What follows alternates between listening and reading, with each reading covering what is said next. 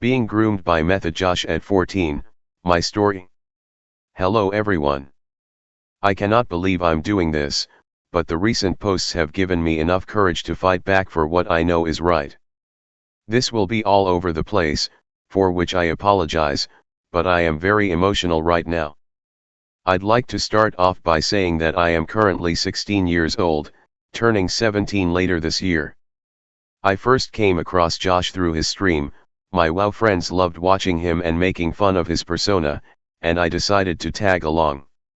Not too long after, I found out about his Discord and decided to join. What's the worst that could happen? It's not like he'd notice me, some random 14-year-old, right? I was often in his chat, talking to people and having a laugh. It wasn't until a little bit later that I decided to message him, striking some casual WoW talk. To my surprise, he responded, and I was the happiest I had ever been. I remember that day, I was wearing a hoodie and a pair of jeans, and I remember putting my phone in that little pocket on the front of it, feeling like I had achieved something great. Little did I know, that was the beginning of my nightmare. During that time, I turned 15. He asked to see me, to prove I'm a girl and not some random fanboy, so young me sent him my Instagram. He complimented me, made me feel so pretty. I was starved for any kind of attention, and I was receiving it from him. We had one normal conversation until it turned sexual. And no, I didn't hide my age. Very quickly into the conversation I let him know I was underage, to which he replied with, "Oh, I'm sorry kitty, but I can't speak to you if that's the case. I don't want any trouble."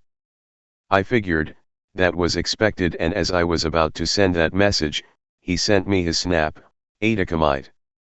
I thought to myself, WTF. But my heart was happy. Why wouldn't it be? I was getting recognized by a person I idolized. Someone I looked up to. Soon after, everything began. He started being flirtatious with me, openly suggesting threesomes, asking me to send photos, etc.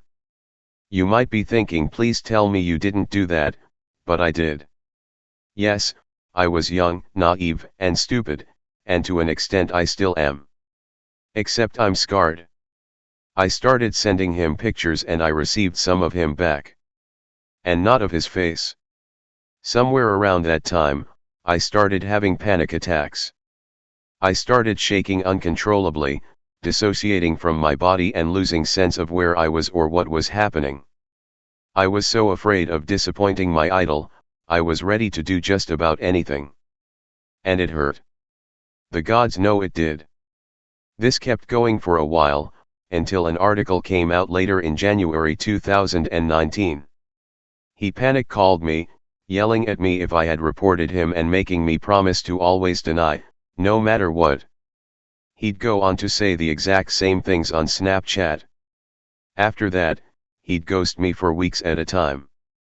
Call me every now and then so he would get off, then would make up some BS excuse about how he had to go do something else and leave me there.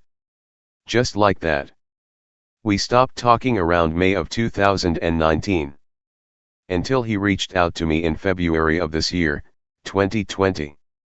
He wanted me to be his third in his relationship with girlfriend, Ali. And no, I'm not going to keep her name hidden, because she was aware of the fact I'm underage.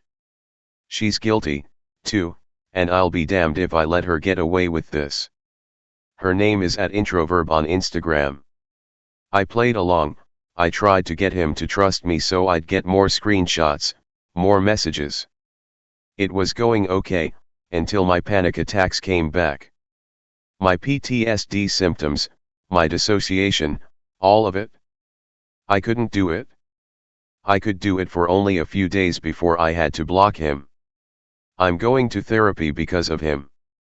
I'm seeing therapists and receiving help because what he did was traumatize me to the point that I could trust no one. That I felt replaceable. My self-esteem was crushed.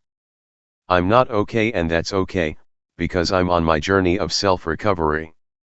I refuse to be a victim and I refuse to stay silent. I've done that long enough. Shame on the people who hid this about Josh back in January 2019. Shame on you. Shame on everyone who made excuses for him. Shame on everyone who tried to keep things silent. You're the worst type of people. People in Method knew. Not all of them, that's for sure, but some did. To the people who said I was lying when I shared with them, to the people who said it was his persona and that I should stop being dramatic, how does it feel to be slapped with the cold truth? I'm so sorry. To everyone.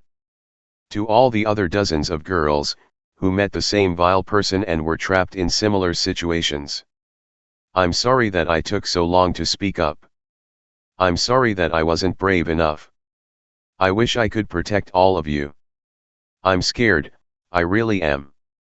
I'm afraid he'll reach out to me, or that he'll hurt me, but I know I'm on the right side of things right now. I know so many people have my back, and that I've got theirs. Stay strong. Justice will be served. Mittens.